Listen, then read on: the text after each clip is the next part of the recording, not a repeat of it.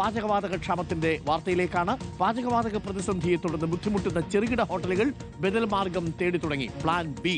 പാചകവാതക cylinder stock തീർന്നതോടെ പലരും diesel stove ഉപയോഗിച്ച് തുടങ്ങി. തിരുവനന്തപുരത്ത് നിന്ന് ടി വി പ്രസാദ് ഒരു ഡീസൽ സ്റ്റൗ വെച്ച് പ്രവർത്തിക്കുന്ന ഹോട്ടലിലുണ്ട്. നമുക്കൊന്ന് നോക്കിയിട്ട് വരാം. T V Prasad, very good morning. രാവിലെ ചായ കുടിയൊക്കെ നടക്കുന്നുണ്ടോ തിരുവനന്തപുരത്ത്? എന്താണ് ഇപ്പോൾ ബദൽ മാർഗങ്ങളൊക്കെ അന്വേഷിച്ചു തുടങ്ങിയെന്ന് കേട്ടു. പിന്നെ തിരുവനന്തപുരത്തുകാരാണെങ്കിൽ ബദൽ മാർഗത്തിന്റെ ഉസ്താദാണല്ലോ. ഒരു പ്രതിസന്ധി വരുന്നത് കണ്ടാൽ അതിന് മുൻപേ കാലേ കൂട്ടി തയ്യാറെടുക്കുന്ന മനുഷ്യരാണ് നമ്മൾ, അല്ലേ? അപ്പോൾ എന്താ സംഭവം? പുതിയ പരീക്ഷണങ്ങളിലേക്കൊക്കെ മാറുകയാണോ?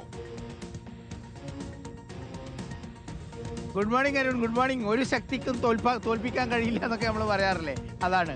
ഇനിയിപ്പോൾ LPG തീർന്നാലല്ല, എന്ത് തീർന്നാലും നമ്മൾ അതിജീവിക്കും എന്നതിൻ്റെ ഏറ്റവും പ്രധാനപ്പെട്ട തെളിവാണ് ഇവിടെ കാണുന്നത്. പക്ഷേ 1200 രൂപ ചിലവായി ഇതിന്. ഇതാണ് ഡീസൽ സ്റ്റൗ. ഇതിനുള്ള പ്രതിസന്ധിയായി പറയുന്നത് കുറച്ച് പുക വരും. ആ പുക അങ്ങോട്ടേക്ക് സഹിച്ചു കഴിഞ്ഞാൽ ബാക്കി കാര്യങ്ങളെല്ലാം ഓക്കെയാണ്. ഇതിൻ്റെ ചിലവ് എങ്ങനെയുണ്ട് വിഷയം പറയട്ടാ? പറഞ്ഞില്ലേ, പൈസ ഇങ്ങനെ ചുമ്മാ പിക്കോട്ടി ഡീസൽ വാങ്ങിക്കണം. എല്ലാം കൂടെ 1600 രൂപ. എല്ലാം കൂടി 1600 1200 അല്ല, 1600 ഡീസൽ വാങ്ങിച്ചു. അരുൺ സാർ ക്ഷമിക്കണം, 400 രൂപേൻ്റെ വ്യത്യാസം ഉണ്ടായിട്ടുണ്ട്. 1200 അല്ല, 1600 രൂപയാണ്. ബാക്കി കഥ കൂടി പറഞ്ഞു കൊടുക്കും. ഇത് ബാക്കിയുള്ളവർക്കൊരു മാതൃകയായിരിക്കും. പിന്നെ ജീവിക്കണ്ടേ, എന്തെങ്കിലും ചെയ്ത് ജീവിക്കണേ. ഇതിപ്പം ഗ്യാസ് ഇല്ലെങ്കിൽ ഇത് ഓപ്പൺ ചെയ്തല്ലേ പറ്റൂ. കട അടച്ചിടാക്കൂലല്ലോ. അരുണിന് ഓർമ്മയുണ്ടോ എന്നറിയില്ല, നമ്മൾ ആദ്യത്തെ ദിവസം ഈ പ്രതിസന്ധി തുടങ്ങുന്ന ദിവസം നമ്മൾ കൃഷ്ണമാരാട്ടനെ വന്ന് കണ്ടിരുന്നു. അന്ന് വലിയ പ്രയാസത്തിലായിരുന്നു ഇത് എങ്ങനെ മുന്നോട്ട് കൊണ്ടുപോകുമെന്നുള്ളത്. ഇത് തിരുവനന്തപുരം നഗരമധ്യത്തിലെ അരിസ്റ്റോ ജംഗ്ഷനിലാണ്. പുലർച്ചക്ക് 3:45 കൃഷ്ണമാരാട്ടൻ ഇവിടെ എത്തും. ചായ ഉണ്ടാക്കിയ ലാഭം ഉണ്ടാവോ ഒന്ന് ചോദിച്ചു നോക്കിയേ. അത് ചോദിക്കാം. ഇതിന്റെ ലാഭത്തിന്റെ കണക്കൊന്ന് പറഞ്ഞേ. ഈ ഗ്യാസ് ഉണ്ടാവുമ്പോഴും ഇതുണ്ടാവും തമ്മിലുള്ള വ്യത്യാസം ഏകദേശം എത്ര നഷ്ടം വരും? ഏതാണ്ട് ഇത് നഷ്ടമെന്ന് മാത്രമല്ല, പിന്നെ ഈ ലാഭം എന്ന് പറയാക്കില്ല. കാര്യം നമ്മൾ ഗ്യാസിൻ്റെ ഇതാകുമ്പോഴത്തേക്ക് ഇത് ഇനി രാവിലെ തന്നെ കുറേ കഷ്ടപ്പെട്ടു. ഫസ്റ്റ് തുടക്കത്തിൽ പമ്പ് ചെയ്തൊക്കെ വന്നപ്പോഴത്തേക്ക് ശരിക്കും സമയമെടുത്തു. ഇന്ന് ഉദ്ഘാടനമായിരുന്നില്ലേ? ഇന്ന് ഉദ്ഘാടനമായിരുന്നു. ഇന്ന് ഉദ്ഘാടനം ആയതുകൊണ്ടാണ് അരുൺ രാവിലെ കുറച്ച് ബുദ്ധിമുട്ടി. ഇനിയിപ്പോൾ നാളത്തേക്ക് റെഡിയാവും, ഒന്ന് ചാലുവോ അല്ലേ? ഓക്കെ, നാളെ റെഡിയാവും. ശരി, മുമ്പോട്ട് ഓക്കെ. പ്രതീക്ഷയായിട്ട് മുന്നിലോട്ട് പോകണം.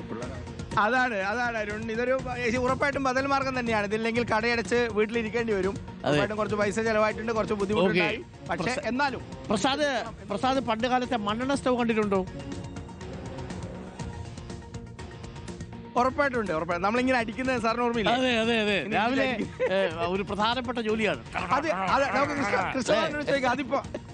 അതിപ്പോ ഉണ്ടോന്ന് ചോദിക്കാം. ഈ മണ്ണെണ്ണ സ്റ്റൗ ഇപ്പൊ ഉണ്ടോ? ആ സ്റ്റൗ ആണിത്. അതിന്റെ വേറെ ഡീസൽ അല്ല, നമ്മളെ മണ്ണെണ്ണ കിട്ടാത്തോണ്ടാണ് മണ്ണെണ്ണ കിട്ടാത്തോണ്ട് ഉപയോഗിക്കുന്നത്. അതാണ് സംഗതി. അതാണ് സാധനം. ഇങ്ങനെ അടിച്ച് പ്രഷർ കയറ്റണം അല്ലേ? നമുക്കൊരു കാര്യം ചെയ്യാം അരുൺ, നമുക്കതൊന്ന് കാണിച്ചു കൊടുക്കാം. നമുക്കൊന്ന് പ്രേക്ഷകർക്ക് കാണിച്ചു കൊടുക്കാം. ഇതിലേ പോയിട്ട് ആ സാധനം ഒന്ന് കാണിച്ചു കൊടുക്കാം. ആളുകൾക്ക് ഒരു നൊസ്റ്റാൾജി ആയിരിക്കും ഉറപ്പായിട്ടും. പുതിയ കാലത്ത് ഇങ്ങനെ പ്രതിസന്ധി ഉണ്ടാവുന്നൊന്നും അറിഞ്ഞില്ലല്ലോ. ഇതാ ശിവ, ഒന്ന് ഇങ്ങോട്ട് കാണിക്കും. ഇതാണ് പഴയ മണ്ണെണ്ണ സ്റ്റൗ. അത് പകരം ഡീസൽ സ്റ്റൗ ഇതാ ഇങ്ങനെ പമ്പ് ചെയ്ത് കൊടുക്കണം. ഇതാണ് സാധനം. ഇപ്പൊ വലിയ ഡിമാൻഡാണ് മാർക്കറ്റിൽ. Okay, thank you T V Prasad. കണ്ടു, പ്രേക്ഷകർ കണ്ടു. ഇത് കാണാത്ത ജെൻസി പിള്ളേരും കണ്ടു. ഇതാണ് മണ്ണെണ്ണ സ്റ്റൗ. ഈ മണ്ണെണ്ണ സ്റ്റൗ, ഈ അതേപോലെ ഈ പെട്രോൾ മാക്സ്, ഇതൊന്നും പുതിയ തലമുറയിലെ ആളുകൾ അധികം കണ്ടിട്ടുണ്ടാവില്ല, അല്ലേ? അങ്ങനെ മണ്ണെണ്ണ വിളക്ക് പോലെ ഉള്ളൊരു സാധനം. ഇപ്പോൾ ഈ ചിമ്മിനി വിളക്ക് കണ്ടിട്ടുണ്ടോ? ചിമ്മിനി വിളക്കൊക്കെ ഈ പുതിയ തലമുറയിലെ പിള്ളേർ കണ്ടിട്ടേ ഇല്ല. എങ്ങനെ കഴിഞ്ഞ 10 വർഷം പവർ കട്ടില്ലല്ലോ.